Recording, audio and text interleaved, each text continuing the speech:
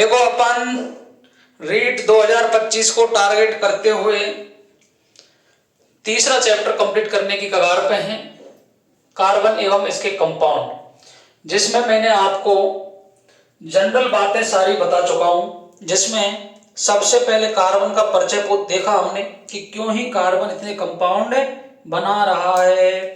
उसके बाद में अपन ने क्या किया था कि अपर रूप की बात कर ली थी सेकंड वीडियो में। उसके बाद में कार्बनिक यौगिकों का आईयूपीएसी नोमेनक्लेचर किस तरीके से अपन करते हैं उसकी बात कर ली थी। फिर लास्ट क्लास में अपन ने रासायनिक अभिक्रियाओं की बात कर ली थी कि कार्बन की जो रासायनिक अभिक्रिया हैं, दहन हो गई, संकलन अभिक्रिया हो गई, ऑक्सीकरण हो गई, अपचयन हो गई, प्रतिस्थापन अभिक्रिया हो गई, एल्कोहल के उपयोग हो गए और एसिटिक अम्ल के भी उपयोग हो गए, इनकी बात कर ली थी। नेक्स्ट बचता है इसमें अपना, एक तो बचता है साबुन एवं अपमार्जक और एक बचता है कार्बन के जो एक्सटर्नली अपर रूप हैं, कोयला हो गया, पेट्रोलियम पदार्थ हो गए, इनकी अपन आज बात कर लेंगे। वेरी वेरी इंपॉर्टेंट टॉपिक है कार्बन एवं इसके कंपाउंड।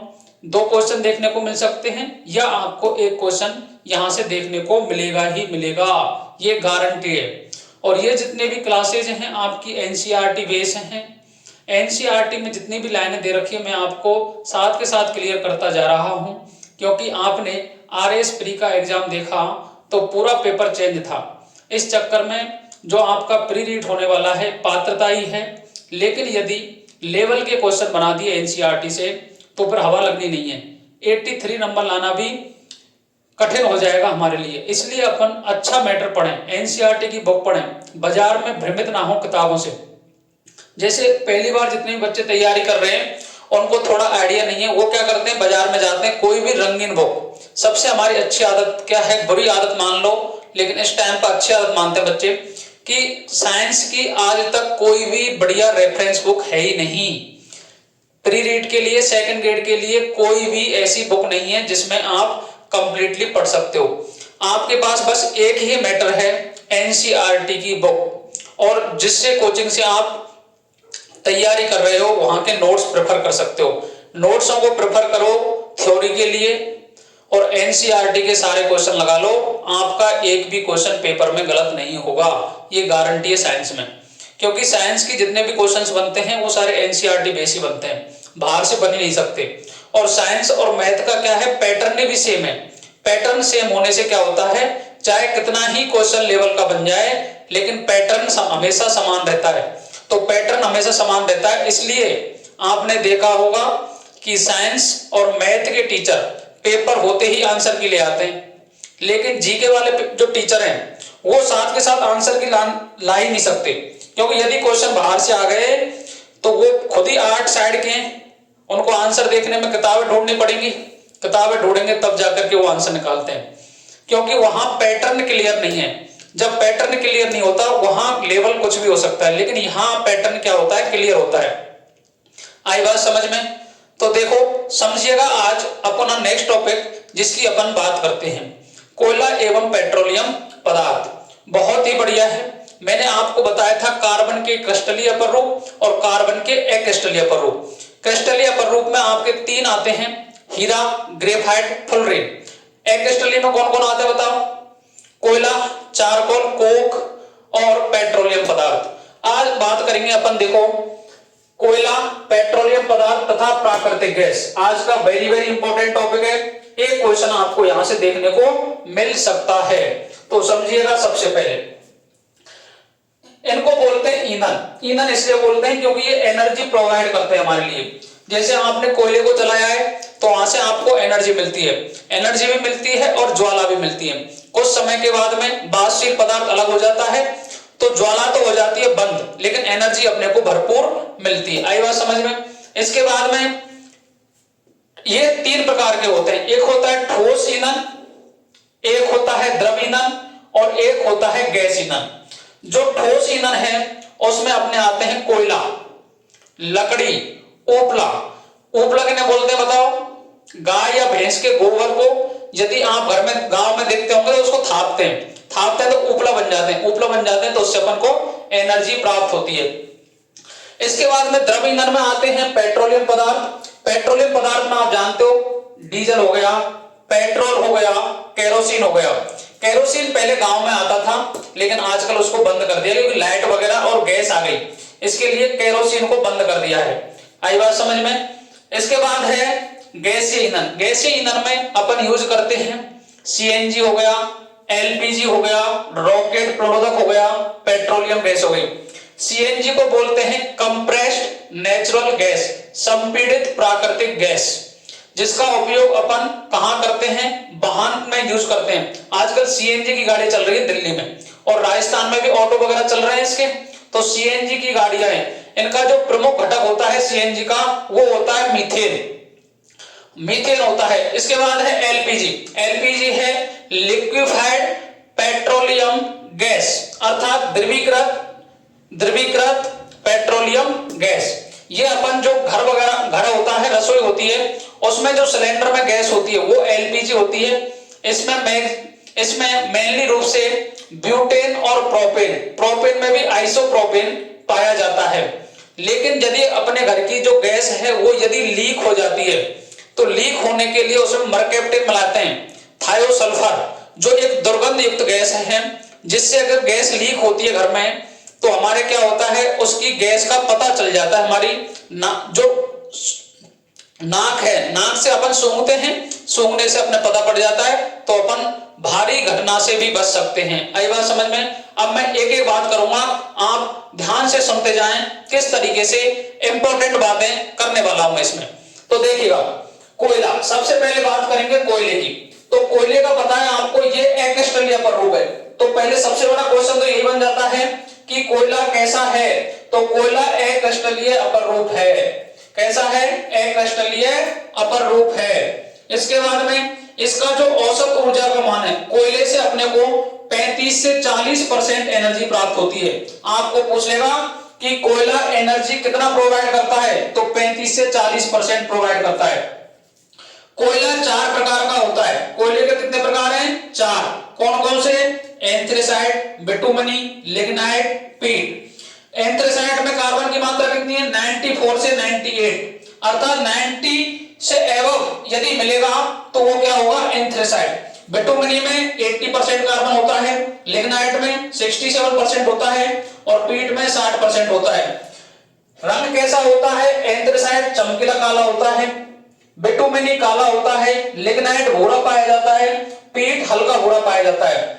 अब देखो, जो एंथ्रेसाइट है यह उच्च क्वालिटी का कोयला है क्योंकि इसमें धुएं की मात्रा सबसे कम पाई जाती है, जबकि जो पीट होता है यह सबसे लो क्वालिटी का कोयला है।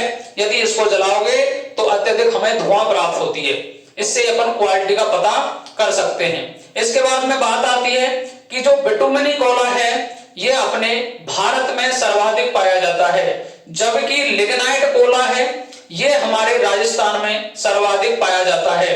तो बताओ मेरे को, सबसे उच्च क्वालिटी का कोयला कौन है? एंथ्रेसाइट। कार्बन की मात्रा कितनी है? 90 से 94।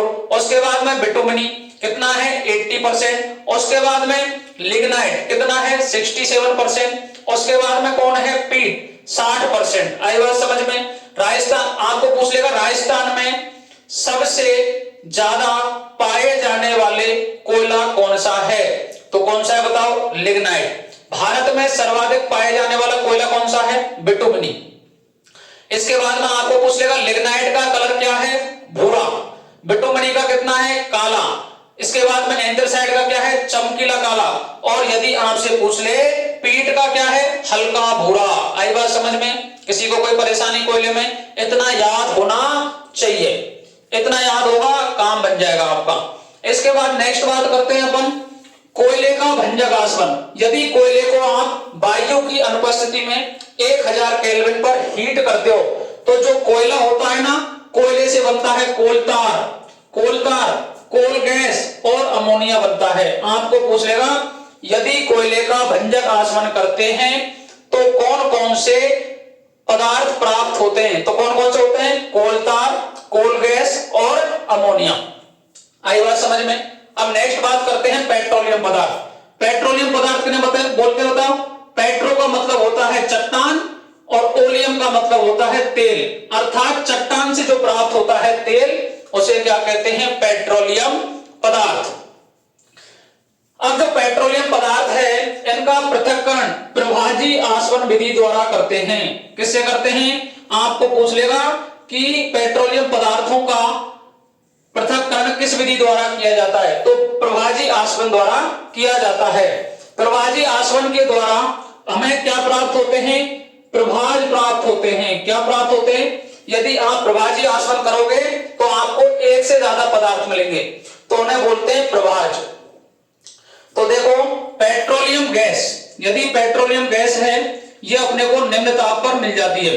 तापमान परास कितनी है? निम्न गैस। यदि अपने को पेट्रोल प्राप्त करना है तो पेट्रोल मिलेगा 30 से 120 डिग्री सेंटीग्रेड, 30 से 120 डिग्री सेंटीग्रेड। इसके बाद में नेफ्था प्राप्त होता है अपने को 120 डिग्री से 180 डिग्री सेंटीग्रेड के मध्य में। इसके बाद में केरोसिन प्राप्त होता है 180 डिग्री सेंटीग्रेड से 240 डिग्री सेंटीग्रेड के मध्य में। इसके बाद डीजल प्राप्त होता है 240 डिग्री सेंटीग्रेड से 360 डिग्री सेंटीग्रेड के मध्य में। क्या प्राप्त होता है? डीजल प्राप्त होता है। ये तापमान की रेंज है, यहां आपको सेंटीग्रेड में दे रखी है, लेकिन यदि आपको पूछ ले केल्विन में, तो केल्विन में क्या करोगे बताओ? Degree centigrade plus 273। ये किसमें चेंज हो गया बताओ? केल्विन में। इस तरीके से आप ऑप्शन से भी देख सकते हो। यदि केल्विन में मान दे रखा है तो 273 ऐड कर लेना डिग्री सेंटीग्रेड में। आई बात समझ में? इसके बाद में नोट, पेट्रोलियम पदार्थ के प्रभाजी आसवन के दौरान शेष रहे अवशिष्ट पदार्थ में कोलतार प्राप्त होता है। यदि प्रभाजी आसवन आपने किया तो अवशिष्ट पदार्थ बचता है, उसमें क्या प्राप्त होता है बताओ? कोलतार प्राप्त होता है। हमें क्या प्राप्त होता है? कोलतार प्राप्त होता है। और ये कितने डिग्री सेंटीग्रेड पर आता है? 600 डिग्री सेंटीग्रेड, या बोलूं मैं 873 केल्विन। बोल सकता हूं क्या? 273 ऐड कर दो इसमें, 873 केल्विन पर हमें क्या प्राप्त होता है बताओ? कोलतार प्राप्त होता है। आई बात समझ में? किसी को कोई परेशानी समस्या हो तो बताओ। इसके बाद बात करते हैं पेट्रोलियम गैसें। जो पेट्रोलियम गैस है इसमें सबसे पहले अपन बात करते हैं CH4।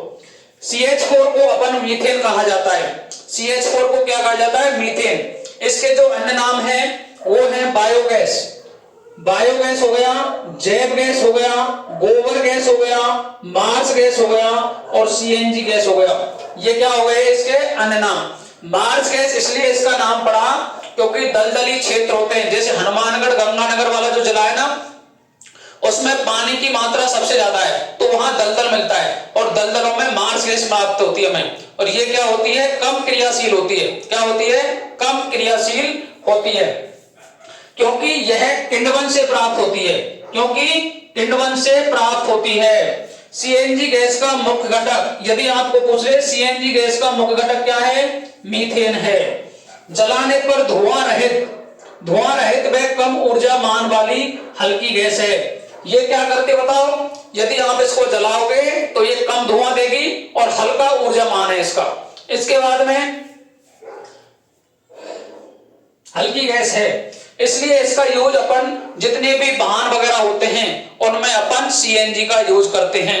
इसलिए अपन याद रखें हमेशा, यदि आप कोई भी गाड़ी वगैरह लेते हो तो गर्मियों के टाइम में गांव में क्या करते हैं? LPG गैस से चलाते हैं गाड़ियों को। LPG गैस से चलाते हैं। LPG गैस में जो ज्वलन क्षमता है वो सर्वाधिक पाई जाती है। ज्वलन क्षमता सर्वाधिक पाई जाएगी तो गर्मियों के टाइम में जितनी भी गाड़ियों में आग लगती है वो LPG के कारण ही लगती है। CNG भरोगे ना तो कम क्रियाशील है CNG और कम धुआं के साथ जलती है, इसलिए गाड़ियों में CNG का प्रयोग ही करें। कभी भी क्या नहीं करें बोलो? कभी भी आप LPG का उपयोग नहीं करें। आई बात समझ में? किसी को कोई परेशानी? आप देखिएगा नेक्स्ट अपन बात करते हैं LPG की। LPG को बोलते हैं लिक्विफाइड पेट्रोलियम गैस। इसको एक दूसरा नाम है रसोई गैस। रसोई गैस किस लिए कहते हैं इसको? क्योंकि यह रसोई में उपयोग में आती है।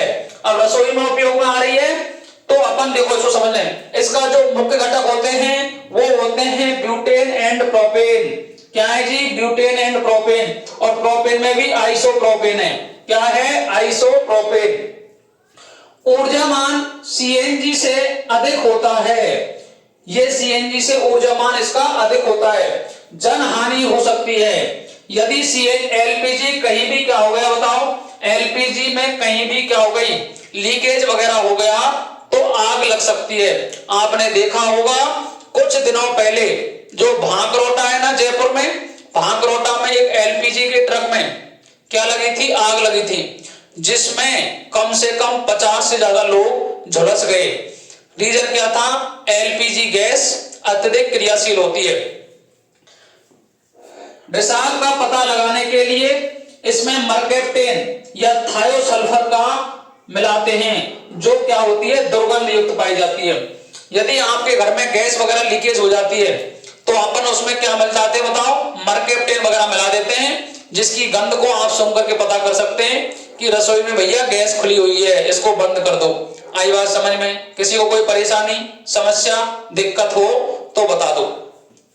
इसके बाद में आपको याद करना है कि संश्लेषण गैस कौन सी है बताओ। संश्लेषण गैस होती है CO plus H2, carbon monoxide plus hydrogen. Producer gas कौन सी है बताओ, CO plus N2, carbon monoxide plus N2, nitrogen gas. Coal gas कौन सी है बताओ, कोल गैस होती है मीथेन, कार्बन डाइऑक्साइड और हाइड्रोजन गैस को क्या बोलते हैं, कोल गैस। आपको पूछ लेगा संगठन, कोल गैस का संगठन क्या है, तो कोल गैस का संगठन क्या बताओ, मीथेन, कार्बन डाइऑक्साइड और हाइड्रोजन।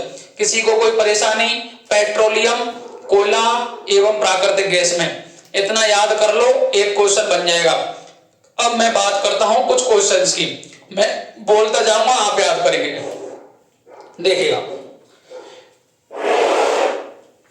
समझिएगा। देखो कुछ क्वेश्चन है, ये थ्योरी है पूरी। अब आपको मैं क्वेश्चन बता रहा हूं तो क्वेश्चनों को आप समझ लें, क्योंकि क्वेश्चनों से क्या होगा पता है, आपको पता पड़ जाएगा किस तरीके के क्वेश्चन पूछे जाते हैं। तो आप समझो एक बार, देखिएगा।